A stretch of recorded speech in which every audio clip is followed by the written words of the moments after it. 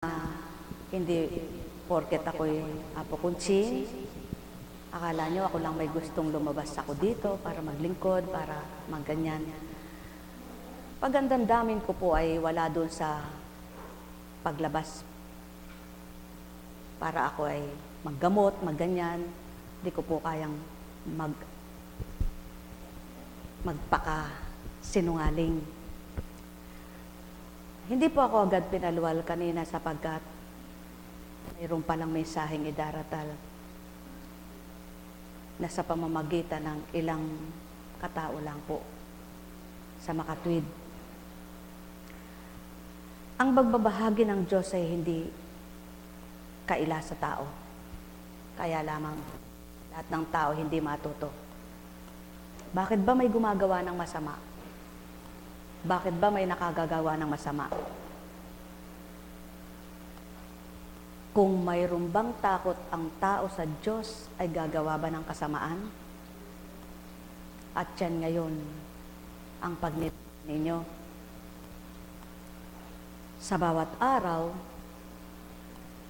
maraming kaloob, iba't ibang kaloob. Subalit, ano ba ang mabuting kaloob sa iyo ng Diyos para sabihin mong masaya ka? Ang may takot sa Diyos, nagsusumakit, nagsusumikap na makatupad sila, magpasaya, magpaligaya sa kapwa nila. At yung mga pinapasok ng kasamaan ng pag-iisip, walang alam kundi mamerhisyo at magpasakit sa kapwa. Sa palagay nyo, mananahimik ang Ama? Na gayon na lamang ang pangyayari? Di bagat, buhay ang Biblia. Tandaan ninyo, buhay ang Biblia. Buhay ang aral, buhay ang salita. Ang sabi nga, sa lupmang pinuno, kinakalos. Tubig mang umaapaw, lumiligwak. Kaya ano ang habilin? Gawin yung tama na kilalanin siya. Tanggapin nyo siya sa isip at damdamin nyo upang sa gayon, huwag madidimlan ang bawat isang katauhan.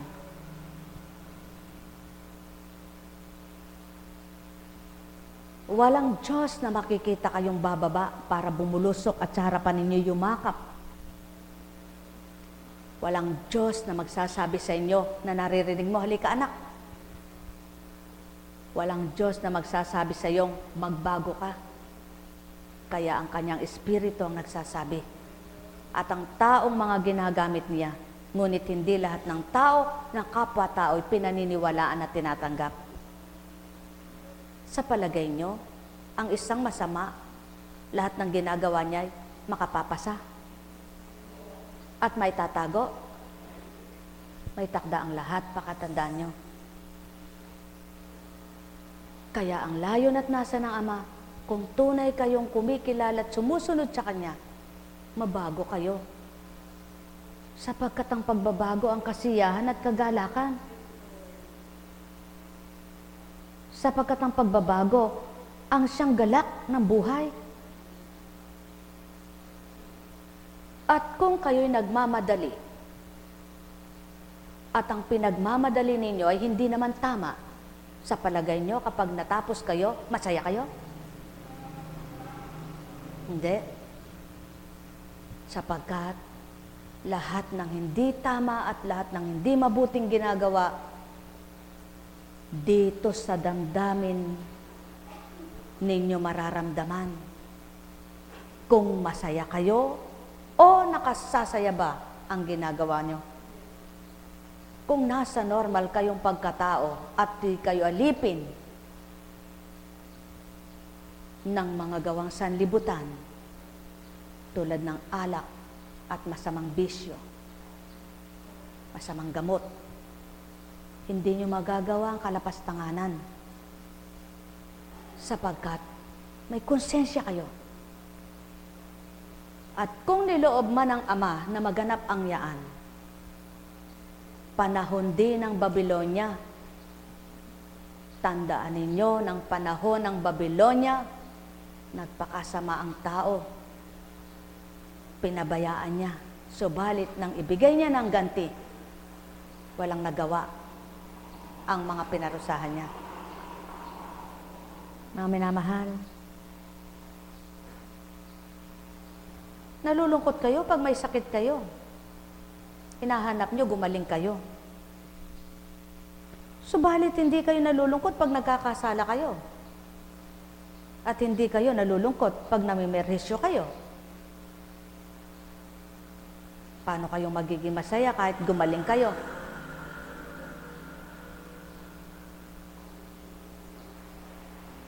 Kaya, sa pagtungo nyo sa dakong ito, wag lang pisikal na katawan nyo ang mithin nyong gumaling. Sapagkat, kung balisa rin ang isip nyo, litong-litot, gulong-gulo, masama ang puso nyo, ay nararamdaman nyo ang hirap at sakit, paano kayong magiging maligaya? Hindi rin kayo sasaya. Kaya sa dakong ito, pinupukaw ang mga damdamin ninyo, pinapatay ang mga damdamin ninyong hindi tama, pinapatay ang inyong mga isip na hindi nararapat upang mabuhay ang tama at tumpak at kayo makapamuhay ng marapat at dapat at maging maligaya at masaya. At yan ang totoo. Kaya, pag naiinitan kayo, namimerhisyo sa katawan ninyong init. Ngunit kapag nagpupuyos ang damdamin nyo, hindi nyo alam na namimerhisyo rin. Sapagkat, ang hangin, malalasap ng balat, mararamdaman ng balat. Ngunit, ang puso nyo hindi makakaramdam. Kaya, may pandaman naman kayo. Alam nyo ang tama at mabuti. Patuloy nyong gawin para lumigaya at sumaya kayo. At pakatandaan ninyo, katulad mo. Katagal na yan. Marami ka na rin kinuskos. Ginamot ka na rin. Subalit hindi na ampat. Dumami pa, di baga? Sa makatwid. Sino ngayon ang daw papagaling? Sino ngayon ang pamamaraan para kamtin mo ang kagalingan ng balat mo? Gamot ba? Tao ba? Yan ang patotoo sa inyo. Nasa isang dako, kung hindi nyo kakamti ng kagalingan at hindi ibibigay sa inyong kagalingan, wala kayong kagalingan. Sa makatwid, sino ba nagbibigay kagalingan? Ba't hindi maghanap upang gumaling? At hanapin para pagalingin? Sino nga ba? Hinihintay nyo si Apo Kunching. Katagal naman ni Apo Kunching. Maagang nagpasimula. Sapagkat sabi niya, maaga at maagang aalis. Ba't wala pa? Di ba ganyan ang isip nyo kanina? Hindi nga lahat kayo nag-isip ng gayon sapagkat hindi naman ninyo alam lahat na pinaaga ang paggawa at gawain dahil aalis ng maaga. Subalit kayong may nakakaalam, may nag-isip ng gayon. 100% sasabihin ko sa inyo, may nag-isip ng gayon. Yan ang patotoo na hindi taong humaharap sa inyo. Ginagamit lang ang tao. At kung hindi dadatalan at dadaluyan, paano gagamitin? Paano magagamit? Kaya, kung siya titingnan mo, kung siya paniniwalaan mo, kung siya tatanggapin mo, kung mainis ka sa kanya, anong napala mo? Mayroong baga. Mga mahal, isang paalala lamang ito. Tandaan ninyo, may tinatalaga ang Ama na siyang nagtatalaga, ngunit may nagtatalaga na tao nagtalaga. At kapag taong nagtatalaga, malalasap ng tao kung anong ginusto nila sa kapwa-tao nila. Ngunit kapag ang Amang nagtalaga, ipalalasap niya rin kung ano naman ang ginagawa niya sa tinatalaga niya at mga nakakakamtad sa kanila.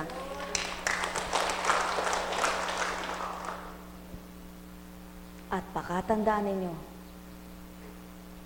diyan makikita ang tunay na tumanggap sa Ama at tunay na ang Ama ang siyang totoo sa Kanya sa mga pagdaraanan at pinagdaraanan na kung siya nga tatawid at makatatawid. At yan ang pawang katotohanan. Mga minamahal ko, sapagkat ganang pagkatao, hindi ito sasabihin sa inyo. Anong karapatan niyang iluwal? Anong katalinuhan niyang ibigkas? At siyaan ang patotoo, ang gawain ito hindi binalangkas at binuo ng tao. Kaya hindi tao ang nag-aanyaya sa inyo. Kung nakilala niyong nag-anyaya sa inyo, wala mang sinambit ako maliban ng ganito, mapagninilayan yung wika ko. At yan ang pawang katotohanan. Bagamat kanina ka pang maagang maaga. Hindi baga? Nauna ka sa lahat ng pasyente rito. Batid ko. Kaya nga batid ko. Kung ganang si Kunching hindi batid, ganang ako batid ko. Kaya inip na inip ka na. At may kasama ka. Batid ko rin. Sa makatwid, katulad mo, pispis ka ng pispis sa kamay ng anak mo. Gusto pang magalit, gusto pang tumindig, gusto nang umalis. Ang lasing, kahit langong-lango yan, alam niya rin minsan ang ginagawa niya. Ganyan din ang may sakit. Kahit nahihirapan, alam niya ginagawa niya. Kaya wag niyo akong dayain. Sapagkat ang mandaraya sa inyo ay ang kalaban ko. Ngunit ako'y di ko kayo dadayaan at lilinlangin. Kaya ang gusto ko, tapatan tayo tao. Ang ibigin nyo at ibig ko. At ang iniibig nyo'y ako inibig nyo. Ngunit at pasubali ko, ang pinaslang nyo at pinasakitan, saksi rin ako, ngunit si Constance ay walang alam. Kaya sa bawat ibabaw at ilalim, sa bawat sulok at kasulok-sulukan, abot ng tanaw. Kaya ang puso nyo, ilaan ihain.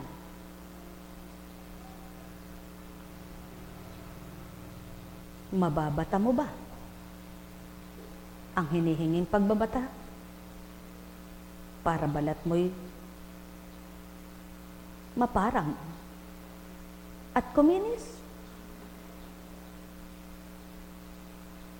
Sa salita mababata, sa gaway hindi.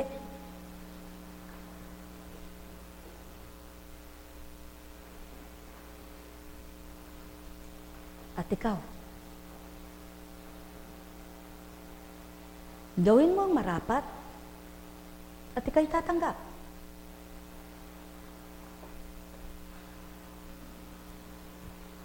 Gayon ka rin, anak. Kahit wala akong ibigay sa iyo, ang salita ko lang ang binigay ko at nagliwanag ang diwa mo, tatagos sa loob-loob ng katawan mo hanggang buong kalamnan.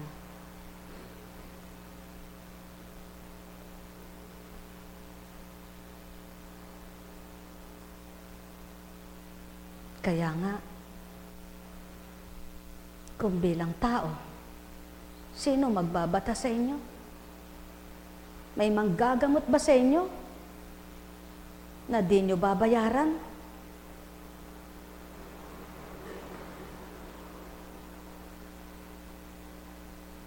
At makikita ba kung di susuriin ng mga makinarya? At lalabas ba resulta kung walang tinurok na dugo kayo at kinuha? Ang may pandinig ay nakarinig. Magnilay kayo,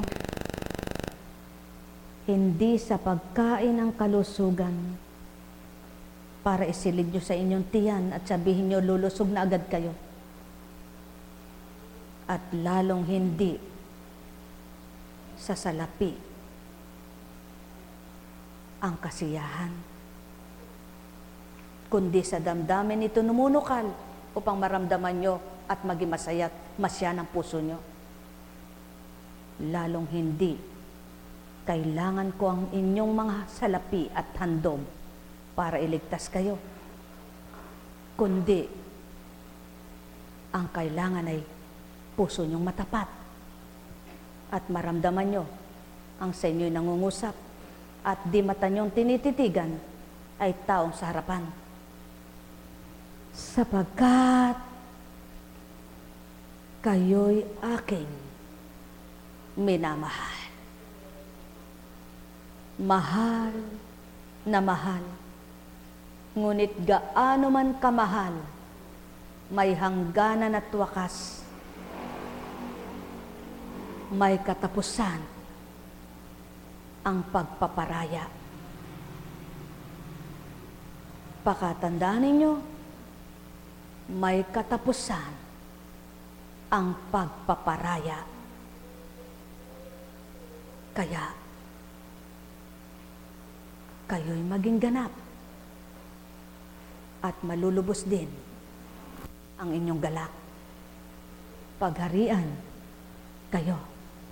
Nekkaramaneyahanam, nekkaramaneyahanam, nekkaramaneyahanam. O aking Ama at Ama nila, nang sukatin mo ang daigdig, nilakda mo na lahat ang magaganap. Nang magbigkas ka ng aral, tinakda mo na ang mga tatanggap.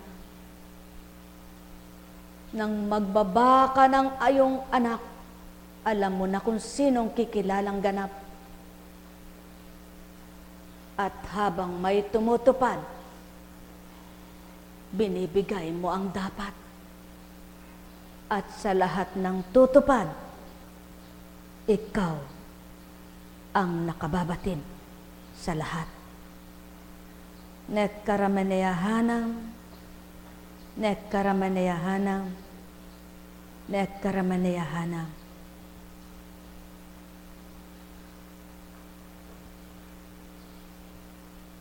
Ang katawan ng tao ay nayahambing sa isang lobo, napapataba, napapapayat. Ang lobo'y kapag hinipan, naaalsa at lumalaki siya. At tulad din ng lobo, hindi mananahan kay gandamang masdan at punong-puno siya. Pag pumutok, wala na. Ang katawan ng tao, gaano man katikas, kaliksi, at kay ganda. Pag dinatalang wakas, wala nang silbi siya. Kaya't ang wikat habilin, tupdin nyo ang aral, kayo'y magmahalan, ang masakit sa inyo'y huwag gagawin sa kapwa nyo. Sapagkat ang lahat ay may hangganan. Mahal na mahal ko kayo. Tuwiran kong tinuturan, mahal na mahal ko kayo. Ganang kuntsig na pagkatao, di mawiwikang narinig nyo. Ganang katauhay, di haharap sa inyo. Ganang inatasan, katawan ay ginalaw, na wika kong marapat, nabigkas kong dapat, ang may pandinig ay nakarinig.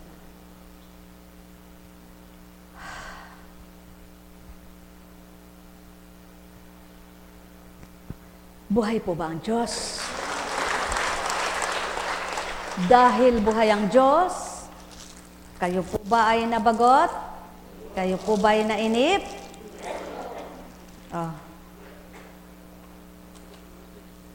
Ikaw naman ay nauna. Alam kong may magagawa ang Ama. Alam kong may magagawa ang Ama. Pagkat winika niya, manalig ka na. Bawat araw ako sa inyo naghihintay. Alam kong di ringgin kayo ng Ama. Alam kong di ringgin kayo ng Ama. Pagkat winika niya, manalig ka na. Bawat araw ako sa inyo may nakalaan. Mayroong magandang mangyayari sa inyo, aking mga minamahal. Mayroong magandang mangyayari sa inyo, manalig umangkin at tanggapin. Alam kong may magagawa ang Ama. Alam kong may magagawa ang Ama. Pagkat winika niya, manalig ka na. Bawat araw ako sa inyo may nakalaan. Mayroong magandang mangyayari sa inyo, aking mga minamahal. Mayroong magandang mangyayari sa inyo, manalig umangkin at tanggapin.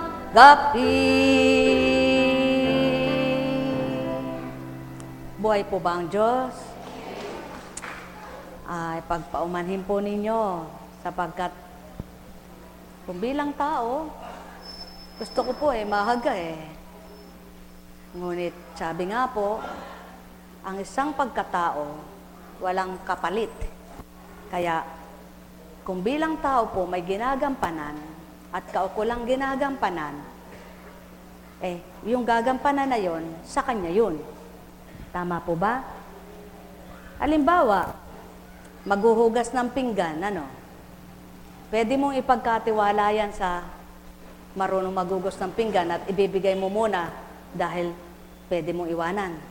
Paano kung sa'yo talagang gawin mo yan? At ikaw lang ang dapat gumawa noon, ibibigay mo ba yon? Yan po ang dahilan kung minsan ba't ako nahuhuli. Pero hindi ibig sabihin, ako ay nagtatamad.